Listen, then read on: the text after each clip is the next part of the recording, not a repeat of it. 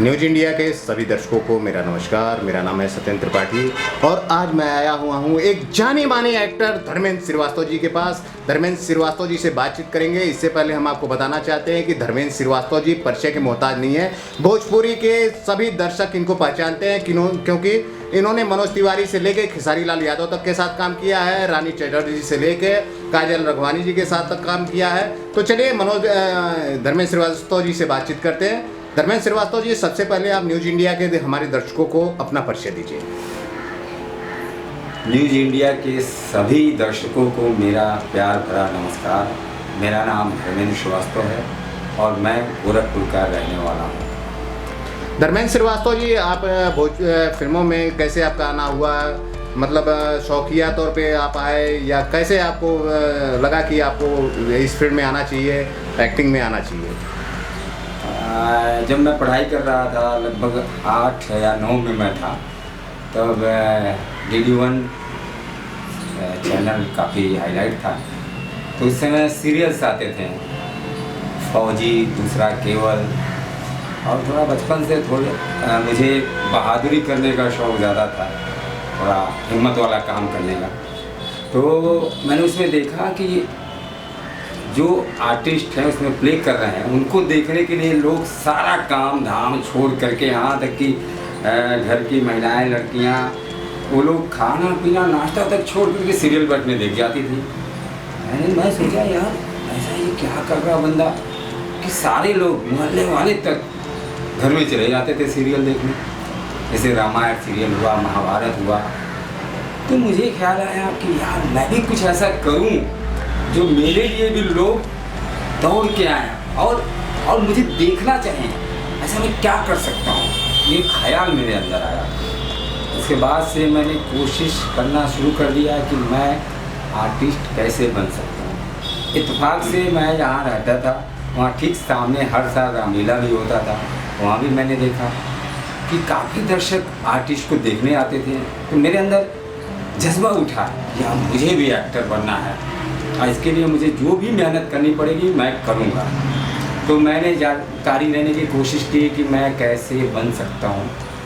तो मुझे मेरे पड़ोसी के माध्यम से पता चला कि एक थिएटर ग्रुप चलता है जिसका नाम रंगाश्रम है।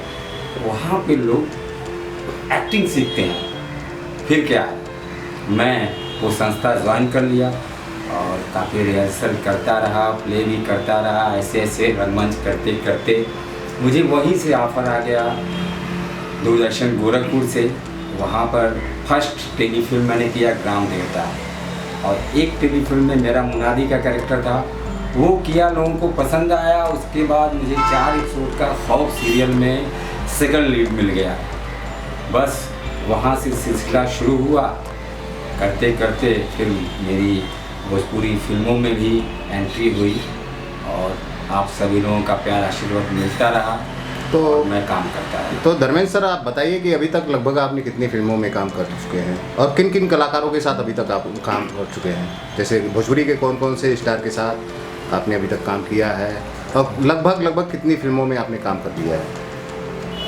मतलब इस पारी में भोजपुरी के जितने भी स्टार हैं, जैसे मनोज तिवारी जी, दिनेश लाल यादव जी, खेसारी जी, यश मिश्रा जी, रितेश पांडे जी, अरविंद अकेला कल्लू जी, प्रमोद प्रेमी यादव जी, हीरोइन में रानी चटर्जी जी, आम्रपाली दुबे जी, अक्षरा सिंह जी, काजल राघवानी जी, मतलब लगभग सारे फिल्म के सुपरस्टार, चाहे वो हीरोइन हो या हीरो हो, सबके साथ काम करने का मुझे मौका मिला। कितनी फिल्में कर चुके हैं सर अभी तक? रिलीज फिल्में 30 हैं। और आपकी आने वाली फिल्में? अभी आने वाली फिल्में लगभग 18 फिल्में मेरी कंप्लीट है, रिलीज़ के लिए रेडी है जी। जिसमें कौन सी फिल्म लगभग आपको लग रहा है कि बहुत जल्द रिलीज होने वाली है? सबसे पहले तो एक फिल्म आने वाली है, मेरे रंग में रंगने वाली। आम्रपाली दुबे जी के चाचा का कैरेक्टर है, काफ़ी रंथरू कैरेक्टर, वो आ रही है। और अभी कल 10 अप्रैल को सुबह 6 बजे अमानत फिल्म का ट्रेलर रिलीज़ हुआ है, जिसमें मैंने काजल राघवानी जी के फादर का कैरेक्टर किया है, वो भी फिल्म आने वाली है। प्लस टुन जिसके डायरेक्टर हैं पराग पाटिल जी, वो भी रिलीज़ पे है। और उसके अलावा दीवाना में दीवाना है, और अभी लेटेस्ट फिल्म है तू दिया और बाती हम टू। अभी कौन कौन सी फिल्में आप करने जा रहे हैं? अभी 2-3 फिल्म लाइनअप है। एक खेसारी जी के साथ है, जिसको डायरेक्ट करने वाले हैं दीवानापन के डायरेक्टर सूरज शाह जी, और अभी वो एज ए प्रोड्यूसर और डायरेक्टर उन्होंने फिल्म की है तू मेरी मोहब्बत है। उन्हीं के साथ खेसारी जी की फिल्म करने वाला हूँ। और उसके अलावा बलकार सिंह बाली जी, जो छरिया के नाम से काफ़ी इंडस्ट्री में मशहूर रहे हैं, उनके साथ नेक्स्ट मूवी करने वाला हूँ। तो मेरी मोहब्बत है, सुना है कि सर फिल्म कंप्लीट हो गई है, उसका ट्रेलर भी लॉन्च होने वाला है, तो कब तक उम्मीद है कि इस फिल्म का ट्रेलर आ जाएगा मार्केट में? बस ट्रेलर रेडी है, और मुझे लगता है इस महीने के लास्ट तक आ जाएगी। तो मेरी मोहब्बत है का जो फिल्म है, इसमें सर स्टार कास्ट कैसी है और फिल्म कैसी बनी हुई है? मैंने तो ट्रेलर देखा, हाँ, और फिल्म हर रूप से प्रभावित कर रही है, चाहे वो डायरेक्शन पॉइंट ऑफ व्यू हो या लोकेशन पॉइंट ऑफ व्यू हो, या जो भी मार्केट के कलाकार हैं। जैसे अंकुश राजा जी के साथ इसके पहले मैंने मैं तेरा आशिक किया था, उस फिल्म के भी डायरेक्टर सूरज शाह जी थे, और उसमें काफ़ी मेजर कैरेक्टर है, यूट्यूब पे है भी वो। उसमें मैंने बॉस का कैरेक्टर किया था, उससे मुझे काफ़ी प्रसिद्धि मिली और काफ़ी लोग पहचानते हैं। तो कहीं न कहीं से जैसे दीवानापन का जो ग्राफ था, उससे कहीं से भी वो तू मेरी मोहब्बत है कम नहीं है। सिर्फ वहाँ खेसारी जी थे, इसमें अंकुश राय जी, बाकी मेकिंग टेकिंग उस लेवल का ही है। अच्छा सर, ये बताएं कि जो कलाकार इस फील्ड में, जो नए युवा कलाकार इस फील्ड में आना चाहते हैं, उनके लिए कोई संदेश देना चाहेंगे? उनको कैसी तैयारी करके आना चाहिए, इसके बारे में कुछ बताएं। सबसे पहले मैं टोकूंगा कि आपने पहले ही कलाकार का लेवल लगा दिया। क्यों लगाया आपने, ये मुझे नहीं समझ। ऐसे अगर कलाकार हर कोई हो सकता है, फिर आम आदमी कलाकार में क्या फ़र्क है?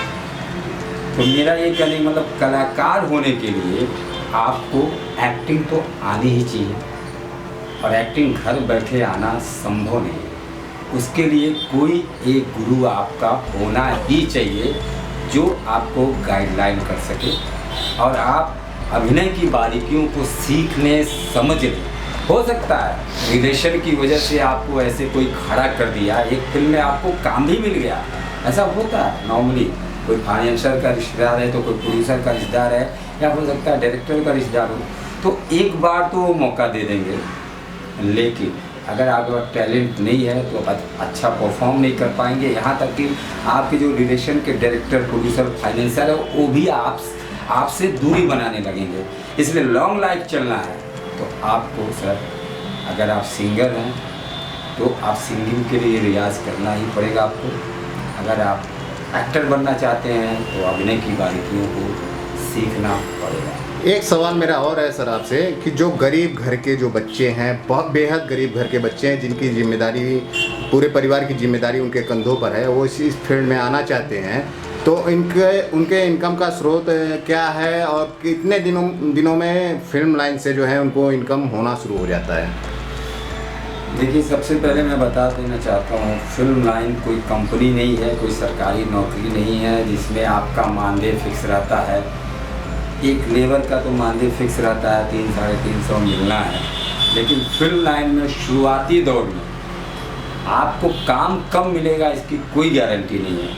हो सकता है 1 महीने मिले, कभी कभी हो सकता है आप साल भर स्ट्रगल कर रहे हैं, लेकिन आप जैसा कैरेक्टर उस फिल्म में नहीं है भी तो आप वहाँ तक नहीं पहुँच पा रहे हैं। तो मेरा कुल कहने का मतलब है ये है, अगर आप गरीब हैं, रोज़मर्रा की ज़िंदगी जी रहे हैं, आप डेली वर्क कर रहे हैं और आपका जो आय है उसी से आपका घर परिवार चल रहा है, तो मेरी तरफ से, मेरे अनुभव के हिसाब से आपको इस फिल्म में तब तक नहीं कूदना चाहिए जब तक आपका एक फाइनेंशियल बैकअप ना आ जाए। एक सवाल मेरा और था सर आपसे, जो काफ़ी आज के डेट में युवा सोचते हैं और उसके पीछे भाग रहे हैं, क्या भोजपुरी फिल्मों में आने के लिए एक्टिंग सीखने की बजाय सबसे पहले संगीत सीखना चाहिए, मतलब गायकी सीखनी चाहिए?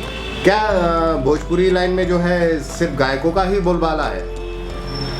मतलब अगर आपने गायकी सीख लिया तो एक्टिंग सीखने की ज़रूरत है कि नहीं है, या आपको एक्टिंग सीखने की ज़रूरत ही नहीं, सिर्फ गायकी सीखकर आप फिल्मों में सफल हो सकते हैं? नहीं सर, ऐसा नहीं है। आपको गायकी के माध्यम से अगर आप हाईलाइट हो गए हैं, काफ़ी श्रोतागण आपको जानते हैं, तो प्रोड्यूसर सोचते हैं यार इस बंदे को काफ़ी लोग जानते हैं, अगर मैं इसे एज ए हीरो लॉन्च करूं तो काफ़ी दर्शक मिलेंगे। इस चक्कर में उन्होंने फिल्म बनाई और फिल्म हिट हो गई, दर्शक मिले, इसलिए उनको मौका मिला। लेकिन उसके बावजूद भी उन सिंगरों को एक्टिंग सीखनी पड़ी है, फाइट सीखनी पड़ी है, डांस सीखनी पड़ी है, और मौका मिलने के बाद जिन लोगों ने मेहनत किया, चाहे वो खेसारी जी हों, चाहे दिनेश लाल यादव जी हों, या पवन सिंह जी हो, सारे लोगों ने मेहनत किया और कर रहे हैं, तब जाकर आज एक अच्छा मुकाम मिला है। नहीं तो कुछ ऐसे भी सिंगर रहे हैं, उनको मौका तो मिला, लेकिन उन्होंने मेहनत नहीं, एक ही दो फिल्म के बाद वो दिखना बंद हो गए। इसलिए सिर्फ सिंगिंग से आप अच्छे एक्टर हो सकते हैं, ऐसा बिल्कुल गलत है। तो आपका कहने का मतलब है कि सिंगर बन के काम तो मिल सकता है, लेकिन अगर फिल्म लाइन में लॉन्ग लाइफ रहना है तो आपको एक्टिंग सीखना पड़ेगा, आना अनिवार्य है, बहुत ज़रूरी है सर। तो ये थी भोजपुरी एक्टर धर्मेंद्र श्रीवास्तव जी से हमारी एक बातचीत। धर्मेंद्र श्रीवास्तव जी, दर्शकों को कुछ कहना चाहेंगे आप? हाँ, मैं आप सभी को आज प्रणाम करता हूँ, और साथ में आपसे निवेदन भी करता हूँ कि न्यूज़ इंडिया के चैनल को आप लोग खूब सारा प्यार आशीर्वाद दें, लाइक करें, कमेंट करें और सब्सक्राइब करें, ताकि आप लोगों को न्यूज़ इंडिया के माध्यम से खूब सारी जानकारी मिले और आपका मनोरंजन हो, और आपको इस चैनल के माध्यम से अच्छे अच्छे स्टार के बारे में जानकारियाँ दी जाए। तो प्लीज़ लाइक करें, कमेंट करें, सब्सक्राइब करें न्यूज़ इंडिया चैनल को। तो यदि आप फिल्म लाइन से हैं तो आप हमारे इस चैनल को जरूर सब्सक्राइब करें, क्योंकि हमारा उद्देश्य है कि फिल्म लाइन के हर तरह के लोगों को, जैसे कि कलाकार, डायरेक्टर, प्रोड्यूसर, जिनको जो लोग नहीं जानते हैं, अधिकतर आप लोगों ने देखा होगा कि किसी भी न्यूज़ चैनल पर सिर्फ कलाकारों का इंटरव्यू आप लोगों को देखने को मिलता है, लेकिन कलाकारों को कलाकार बनाने के पीछे किन किन लोगों का हाथ होता है, कितनी मेहनत होती है, तो उन सबको मैं आप लोगों के सामने लेकर आता रहूँगा और आप लोगों को अच्छी अच्छी जानकारियाँ देते रहूँगा। फिल्मों में अगर आप आना चाहते हैं तो कैसे आ सकते हैं, किसी डायरेक्टर से मिलना है, किस फिल्म की शूटिंग कहाँ हो रही है, इन सब की जानकारी हम अपने चैनल पर लाते रहेंगे। बहुत बहुत धन्यवाद।